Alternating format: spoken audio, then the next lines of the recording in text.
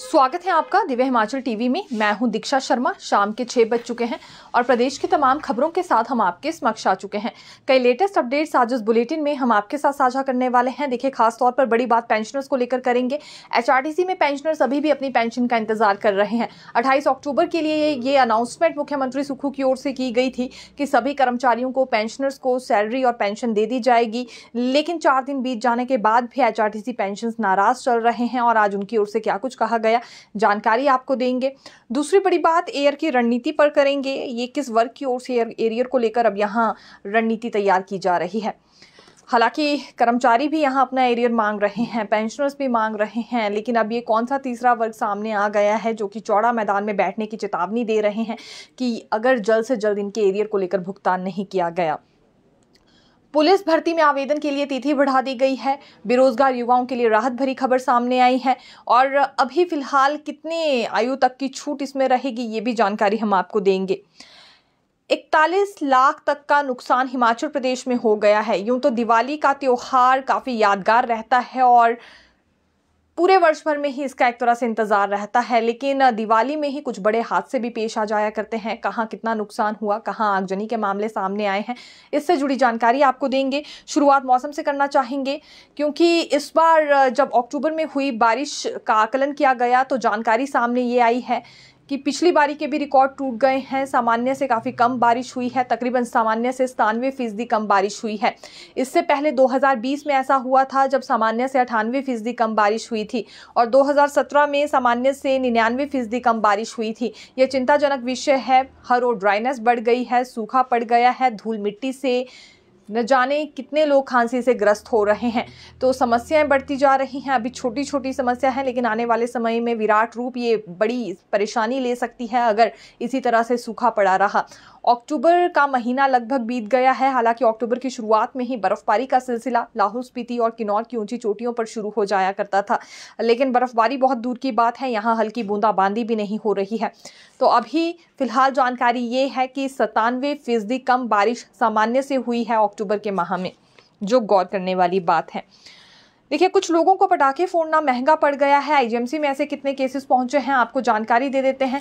इसमें एक 9 वर्षीय बेटी है जिसका आधा मुंह जल गया है, हाथ जल गए। पटाखे चलाते वक्त लापरवाही इसने बरती, जिसके बाद आईजीएमसी में एडमिट किया गया है। तो ये काफ़ी दुखद जानकारी कहना चाहेंगे। अभिभावक और रिश्तेदार बहुत परेशान हैं बच्ची के। दूसरा हादसा किन्नौर में सामने आया है जहां सिलेंडर की आग में दंपति फंस गए और इन्हें भी फिलहाल आईजीएमसी में एडमिट किया गया है। इसके अलावा 6 केसेस और ऐसे सामने आए हैं जिसमें आम लोगों के हाथ जल गए थे या फिर पांव जलने का मामला सामने आया है और इन्हें भी एडमिट किया गया है। हालांकि जो गंभीर मामले हैं वो 6 बताए जा रहे हैं, जिसमें 9 वर्षीय बच्ची है और दूसरा मामला उस दंपति का है जो कि किन्नौर के रहने वाले थे। और वहीं 2 से 3 लोगों के हाथ और पांव जलने के मामले सामने आए हैं। पटाखे फोड़ते वक्त यह हादसा इनके साथ पेश आ गया। लेकिन यहाँ सिर्फ आम लोगों के साथ हादसे पेश नहीं आए हैं, बल्कि प्रॉपर्टीज भी जलकर राख हुई हैं कुछ एक जगहों पर। इसीलिए कहा जाता है कि सावधानी बरतना आवश्यक है इस त्योहार के दौरान भी। 2 मंजिला मकान जला है। ये सुंदरनगर उपमंडल की ग्राम पंचायत अपर बहली में मामला सामने आया है।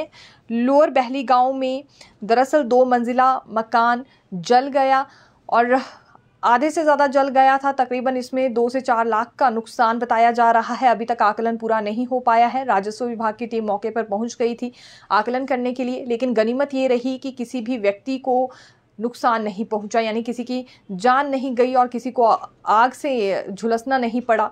तो ये सबसे अच्छी और राहत भरी बात कहना चाहेंगे। लेकिन 2 मंजिला मकान में नुकसान काफ़ी ज़्यादा हो गया है।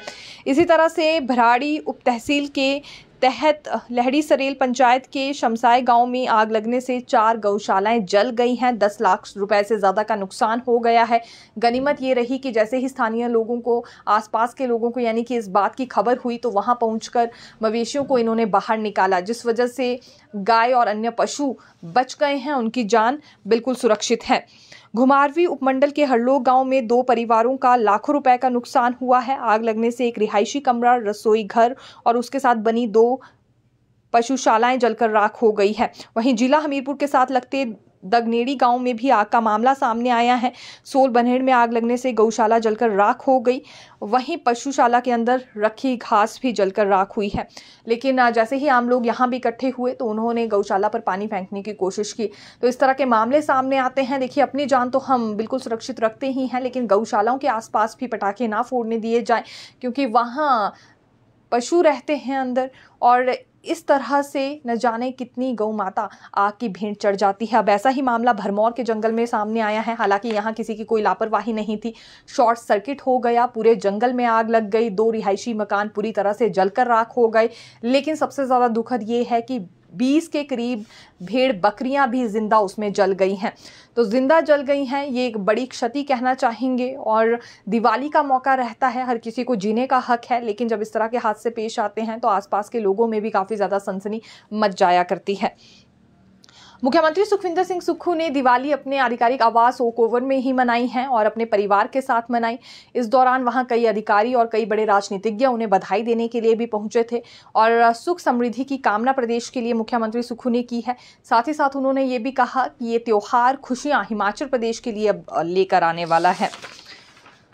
वहीं भाजपा के राष्ट्रीय अध्यक्ष और केंद्रीय स्वास्थ्य मंत्री जगत प्रकाश नड्डा भी बिलासपुर आए थे अपनी दीपावली मनाने के लिए। बिलासपुर में स्थित विजयपुर में इन्होंने अपनी दीपावली मनाई, जहां की इनका घर है। अपने परिवार के साथ दिवाली मनाने के लिए पहुंचे थे और वहां भी स्थानीय लोग और कार्यकर्ताओं का एक बड़ी भीड़ देखने के लिए मिली। दीपावली की शुभकामनाएं देने के लिए जो लोग पहुंचे थे, कुछ एमएलएस भी इस दौरान देखे गए हैं। सदर के विधायक त्रिलोक जम्वाल और झंडूता के विधायक जीतराम कटवाल इस दौरान उनके साथ मौजूद रहे। तो देखा जा सकता है केंद्रीय स्वास्थ्य मंत्री हैं और बहुत सारे लोग जो मिल नहीं पाए थे और केंद्रीय मंत्री बनने की बधाई भी नहीं दे पाए थे, इस दौरान उनका तांता वहां पर देखने के लिए मिला है।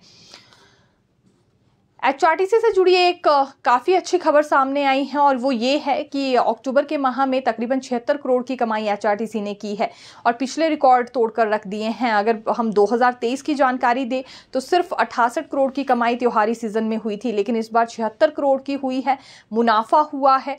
और ये भी यहाँ जानकारी दी गई है एचआरटीसी प्रबंधन की ओर से कि कुछ कदम उठाए गए हैं, कैसे घाटे से उभरा जाए, उसी का ये नतीजा है। सबसे बड़ी बात तो ये कि हर रूट की अब मॉनिटरिंग की जा रही है और अभी जो कमाई हो रही है उसका रिस्पॉन्स इतना ज़्यादा पॉजिटिव है कि जो डीलर्स हैं, डीजल से जुड़े या स्पेयर पार्ट से जुड़े डीलर्स, उन्हें भी समय से अदायगी की जा रही है, यानी कि उनकी पेमेंट समय से देने में सक्षम एक तरह से एचआरटीसी हो रही है।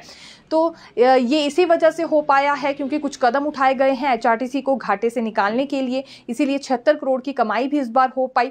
कारण उसका ये है कि रूट्स बढ़ा दिए गए थे, एचआरटीसी बसेस की संख्या बढ़ाई गई, कुछ विशेष बसेस चलाई गई विशेष प्लान के साथ, जिसमें 76 करोड़ की कमाई हुई है। लेकिन क्या आप जानते हैं, अच्छी खबर ये भी है, जैसा कि हमने आपको बताया कि अब कुछ एक पेमेंट्स जो पहले डिले हो जाया करती थी जल्दी की जा रही हैं। 7 महीने में 519 करोड़ रुपए की कमाई एचआरटीसी ने की है, जबकि पिछले वर्ष ये कमाई सिर्फ 456 करोड़ रुपए थी अगर 2023 से 24 तक की बात करें। लेकिन अभी 2024 में पिछले 7 महीनों में कमाई का आंकड़ा थोड़ा सा बड़ा है, ये 456 करोड़ से सीधा 519 करोड़ हो गया है। और यही एक बड़ी वजह रही है कि अदायगियां आप जल्दी से जल्दी एचआरटीसी प्रबंधन की ओर से की जा रही है और मुनाफा कैसे किया जाए, कैसे एक तरह से प्रॉफिट में एचआरटीसी को लाया जाए, इस पर आने वाले समय में भी कुछ कदम उठाए जाएंगे, ये एचआरटीसी प्रबंधन की ओर से हवाला दिया गया है। लेकिन यहाँ पेंशनर्स बहुत ज्यादा नाराज चल रहे हैं, ये भी पूरी जानकारी देंगे। सबसे पहले भाजपा से जुड़ी अहम खबर आपको दे देते हैं। हिमाचल प्रदेश में भाजपा ने 15 लाख सदस्य अपने साथ और जोड़ लिए हैं। देखिए, इससे पहले जब इन्होंने संगठनात्मक चुनाव के दौरान ये अभियान शुरू किया था तो संख्या सिर्फ 8 लाख ही थी। ये काफ़ी समय पहले की बात है, तकरीबन ये 2018-19 में इनकी ओर से अभियान शुरू किया गया था और 8 लाख नए सदस्य जोड़े थे। लेकिन अब ये संख्या दोगुनी है, 15 लाख सदस्य भाजपा में नए जोड़ लिए गए हैं। इसके लिए सभी बड़े पदाधिकारियों की, सभी बड़े आला नेताओं की ड्यूटी धरातल पर लगाई गई थी। ये सभी फील्ड पर उतरे थे ताकि ज़्यादा से ज़्यादा सदस्य हिमाचल प्रदेश में और भाजपा के साथ जोड़े जाएं। इंटरेस्ट बहुत ज़्यादा दिखा रहे हैं आम लोग भाजपा के साथ जुड़ने में, जिसके बाद निर्णय ये लिया गया है बीजेपी की ओर से कि इस अभियान को और ज़्यादा एक्सटेंड किया जाएगा, जो कि सदस्यता अभियान है। और सदस्यता जोड़ो अभियान अब 15 नवंबर तक इनका चलने वाला है। जानकारी सामने ये भी आई है मीडिया प्रभारी करण नंदा की ओर से कि फिलहाल ऑफलाइन मोड पर तकरीबन 1 लाख से 1.5 लाख के करीब संख्या जुड़ी है। बाकी 14 लाख के करीब लोग यहाँ ऑनलाइन मोड पर भाजपा के साथ जुड़े हैं। लेकिन फिलहाल इस पूरे प्रोग्राम को एक्सटेंड कर दिया गया है, ये बड़ी जानकारी है। और 15 लाख संख्या भी देखिए कम नहीं है। जब पिछली बार अभियान चलाया तो सिर्फ 8 लाख लोग इनके साथ जुड़े और अब ये संख्या भी एक तरह से दोगुनी हुई है। अब चुनावों में इसका कितना फायदा भाजपा को मिलने वाला है, ये देखना और समझना काफी ज्यादा रोचक रहने वाला है। वहीं सुंदरनगर में 4 नवंबर को मीटिंग बुला ली गई है। ये भाजपा प्रदेश अध्यक्ष डॉक्टर राजीव बिंदल भी इस मीटिंग में शामिल होने वाले हैं। अभी क्योंकि ये अभियान एक्सटेंड किया गया है और संगठन के माध्यम से भी यहाँ पर देखिए इसमें कई तरह की चर्चाएं होने वाली हैं, तो इस वजह से मीटिंग ज़रूर बुलाई गई है। और इसमें देखिए कौन कौन मौजूद रहने वाला है, आपको जानकारी दे देते हैं। प्रदेश प्रभारी श्रीकांत शर्मा के अलावा राष्ट्रीय चुनाव अधिकारी व सदस्यता अभियान के प्रदेश प्रभारी रेखा शर्मा और प्रदेश कार्यकारिणी के पदाधिकारी, चुनाव समिति और सक्रिय सदस्यता अभियान के मेंबर इसमें भाग लेने वाले हैं। तो संगठन और इसके अलावा अगर हम अभियान को लेकर बात करें, जैसे कि सदस्यता अभियान जोड़ने की, सदस्यता जोड़ो अभियान की इसमें शुरुआत की जा रही है, तो इन दोनों पहलुओं से ही काफ़ी ज़्यादा अहम ये मीटिंग भी रहने वाली है। और साथ ही साथ काफ़ी संख्या क्योंकि जुड़ चुकी है अभी भी मौजूदा समय में भाजपा के साथ, और आने वाले दिनों में 15 नवंबर तक और रिस्पॉन्स कैसा रहता है ये देखना भी काफ़ी ज़्यादा रोचक रहेगा। कंप्यूटर साइंस लेक्चरर भर्ती को लेकर डिमांड ये आई है कि जल्द से जल्द इस भर्ती प्रक्रिया को शुरू किया जाए। दरअसल सरकारी स्कूलों में जिन शिक्षकों की ओर से सेवाएं दी जा रही हैं, फिर चाहे कंप्यूटर शिक्षकों की बात करें या फिर जो आईटी शिक्षक अपनी सेवाएं दे रहे हैं, उनका ये मानना है कि 2000 के करीब पद खाली चल रहे हैं, तो जल्द से जल्द इन्हें भरा जाए। अब इसमें और ज़्यादा लेट लतीफ़ी नहीं होनी चाहिए। भले ही सरकार की ओर से इन पदों को भरने पर मंजूरी दे दी गई हो, लेकिन विभाग की ओर से शुरुआत नहीं की गई है ये प्रक्रिया पूरा करने के लिए, तो आखिरकार कितना ज़्यादा समय इसमें और लग जाएगा। और ये भी इन्होंने डिमांड रखी है कि जो पहले से आउटसोर्स माध्यम से अपनी सेवाएं सरकारी स्कूलों में दे रहे हैं, उन्हें एडजस्ट किया जाए इस भर्ती में, ताकि उनकी फाइनेंशियल कंडीशन भी ठीक हो सके। क्योंकि आउटसोर्स माध्यम पर जो कंप्यूटर शिक्षक अपनी सेवाएं दे रहे हैं, उन्हें शोषित होना पड़ रहा है, सैलरी काफ़ी कम मिल रही है और इस बीच उन्हें छुट्टियां भी नहीं दी जाती है और काम भी पूरा लिया जा रहा है। लेकिन इन पदों पर अगर उन्हें एडजस्ट किया जाता है, उनका एक्सपीरियंस देखते हुए उन्हें मौका मिलता है, तो इससे उन्हें भी फाइनेंशियली काफ़ी लाभ मिलेगा और बच्चों के लिए भी ये विषय और ज़्यादा मजबूत हो पाएगा। फिलहाल सुझाव ज़रूर दिया गया है, लेकिन सरकार इसे किस तरह से देखती है ये हमें देखना होगा। और कंप्यूटर शिक्षक और आईटी विषय वाले शिक्षकों ने ये मांग उठाई है, जो कि वोकेशनल एजुकेशन में भी आते हैं। अब इनका कहना ये है कि आउटसोर्स माध्यम से जो अपनी सेवाएं दे रहे हैं, डायरेक्टली प्रायोरिटी के आधार पर उन्हें भर्ती दे दी जाए। संभव नहीं है तो इंटरव्यू के आधार पर उन्हें एडजस्ट किया जाए। लेकिन इस बारे में अभी तक कोई सोच विचार किया नहीं गया है। और 2000 के करीब कब ये पद भरे जाते हैं, जो कि कंप्यूटर साइंस लेक्चरर के हैं, ये कहना भी काफ़ी ज़्यादा मुश्किल है, क्योंकि इसे लेकर कोई फाइल भी अभी देखिए सचिवालय में नहीं चली है। पुलिस भर्ती के लिए आवेदन की तिथि बढ़ा दी गई है और ये अब अभ्यर्थी 12 नवंबर तक भी आवेदन कर सकते हैं। हालांकि इससे पहले 5 दिन तक वेबसाइट लोक सेवा आयोग की ठप पड़ गई थी, जिस वजह से कई परेशानियां अभ्यर्थियों के समक्ष आई और उन्होंने ही सोशल मीडिया के माध्यम से ये मांग भी उठाई कि वेबसाइट नहीं चल रही थी, इस वजह से तिथि एक्सटेंड होनी चाहिए। सरकार ने राहत देते हुए 12 नवंबर तक का समय दिया है। अब यहाँ वेबसाइट पर जाकर ऑनलाइन अप्लाई कर सकते हैं अभ्यर्थी, और इसी का इंतज़ार भी उनकी ओर से किया जा रहा था, क्योंकि पुलिस भर्ती के लिए 1088 के करीब पद भरे जाएंगे। इसमें 708 पद कांस्टेबल पुरुष के और 380 पद कांस्टेबल महिला के भरे जाएंगे। हालांकि एक और बात देखिए इसमें अच्छी है कि जो होमगार्ड्स हैं, अब उन्हें 29 वर्ष तक मौका मिलने वाला है, क्योंकि 1 साल की इसमें आयु सीमा में छूट दी गई है। वहीं सामान्य वर्ग के उम्मीदवार 18 से 26 वर्ष की आयु तक अप्लाई कर सकते हैं, 26 वर्ष तक, यानी कि इनके पास मौका है। अनुसूचित जाति, जनजाति और अन्य पिछड़ा वर्ग और प्रतिष्ठित खिलाड़ी 28 वर्ष तक भी इसमें अप्लाई कर सकते हैं। एक साल की छूट दे दी गई है। तो ये भी एक बात हम दोहराना चाहेंगे, लगातार कमेंट्स आ रहे थे कि आयु को लेकर कुछ कन्फ्यूजन चल रही है, तो ये ज़रूर बताना चाहेंगे। अलग अलग कैटेगरीज को लेकर हमने जानकारी दी है। लेकिन पूर्व मंत्री सुखराम चौधरी ने तंज कसा है वर्तमान सरकार पर, ये कहते हुए कि बार बार कुछ सरकार के प्रवक्ता ये बता रहे हैं कि बड़ा तोहफा दिया गया है या राहत दी गई है युवाओं को, जबकि ये कोई राहत नहीं है बल्कि उनका हक दिया गया है। 5 दिन तक वेबसाइट नहीं चली तो उसके बाद जाकर ये राहत दी गई है। अब 5 दिन वेबसाइट क्यों नहीं चली, इस पर कड़ा संज्ञान लेने के बजाय प्रचार ये किया जा रहा है कि युवाओं को राहत दी गई है, ये उनका हक था, ये तो सरकार को करना ही था। ये दिवाली के मौके पर इस तरह की भ्रांतियां फैलाई जा रही है कि न जाने सरकार ने क्या कुछ कर दिया हो। लेकिन युवाओं को असल में समस्याओं से दो चार होना पड़ा जब वेबसाइट नहीं चल रही थी या जब वो आवेदन नहीं कर पा रहे थे ऑनलाइन मोड पर। एरियर पर नई रणनीति बनाने जा रहे हैं व्यावसायिक शिक्षक। दरअसल इन व्यावसायिक शिक्षकों की ओर से ये कहा जा रहा है कि आश्वासन सरकार ने ये दिया था कि कंपनियों के अधीन इन्हें रखते हुए विभाग के दायरे में लाया जाएगा या पॉलिसी इनके लिए बनेगी, लेकिन अभी तक कंपनियों के अधीन इन्हें रखा गया है और अभी तक इनके एरियर का भुगतान भी ये कंपनियां नहीं कर पाई है। विभाग ने आदेश जारी कर दिए थे कंपनीज को, उसके बावजूद भी अभी तक एरियर का भुगतान नहीं हुआ, जो कि 20 अक्टूबर से पहले होना था। 10 दिन ऊपर हो गए हैं, लेकिन अभी तक कंपनीज की ओर से कोई जवाब इस पर नहीं दिया जा रहा है। शिकायत यहां सेंटम और ICSS कंपनी की ओर की गई है। ये दोनों कंपनीज हैं जिन्होंने अभी तक एरियर का भुगतान नहीं किया है और कितना ज़्यादा समय इसमें और लग जाएगा, ये भी सवाल इनकी ओर से हुआ है। और साथ ही साथ सरकार को चेतावनी देते हुए इन्होंने कहा है कि 4 नवंबर को चौड़ा मैदान में ये प्रदर्शन करने के लिए बैठेंगे। लगातार इनकी ओर से अनशन वहाँ पर जारी रहेगा तब तक जब तक कंपनियों के अधीन से इन्हें नहीं हटाया जाता है, इनकी कंपनियों को बाहर का रास्ता दिखाते हुए इन्हें विभाग के दायरे में नहीं लाया जाता है। ये प्रताड़ित हो रहे हैं, इनका शोषण हो रहा है और आने वाले समय में इसे बर्दाश्त नहीं करेंगे। इसीलिए 4 नवंबर से चौड़ा मैदान शिमला में बैठकर ये प्रदर्शन करने वाले हैं।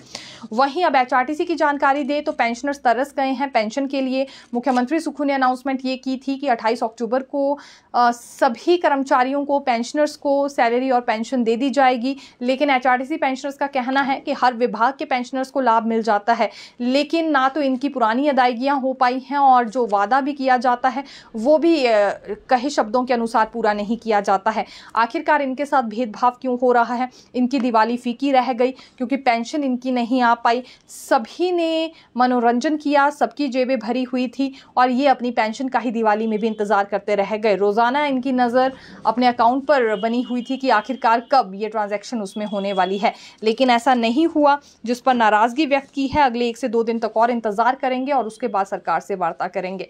HRTC में अगर सैलरी भी समय से मिल गई है तो पेंशनर्स को इंतजार क्यों करना पड़ रहा है, वो भी बुढ़ापे में और उस अवस्था में जहां इन्हें फाइनेंशियली भी सहारे की ज़रूरत है और अपनों की भी आवश्यकता है। लेकिन ऐसे में अगर पैसे नहीं होंगे तो अपने घर परिवार का गुजारा भी ये कैसे करेंगे, सवाल इन्होंने उठाया है। देखिए, हालांकि हमने आपको जगह जगह नुकसान की जानकारी दे ही दी है, दिवाली में कहाँ और कितना नुकसान हुआ है, लेकिन आपको ये बताना चाहेंगे कि तकरीबन 41 लाख का नुकसान ऑल ओवर हिमाचल में हुआ है। 85 जगह आग लगने का मामला सामने आया है। इसमें शिमला सिटी में ही तकरीबन 2 से 3 जगह आग लगने का मामला सामने आया, जिसमें मॉल रोड, छोटा शिमला और तिलक नगर शिमला है। देखिए, मॉल रोड में 16,000 रुपए का नुकसान हुआ, छोटा शिमला में 16,000 की ही प्रॉपर्टी नष्ट हुई है, तिलक नगर शिमला में भी 24,000 की प्रॉपर्टी नष्ट हो गई। इसी तरह से ठियोग और सुन्नी की जानकारी दे तो ठियोग में 11,000 और सुन्नी में 5,000 का नुकसान हुआ है। ऑल ओवर जिला शिमला में ये 72,000 तक का नुकसान अभी बताया जा रहा है। और अगर ऑल ओवर हिमाचल की बात करें तो 41 लाख रुपए का नुकसान हुआ है और 85 जगह आग लगने का मामला सामने आया है। तो फिलहाल के लिए यही जानकारी, फिर मिलेंगे नई खबर के साथ। देखते रहिए दिव्य हिमाचल टीवी। धन्यवाद।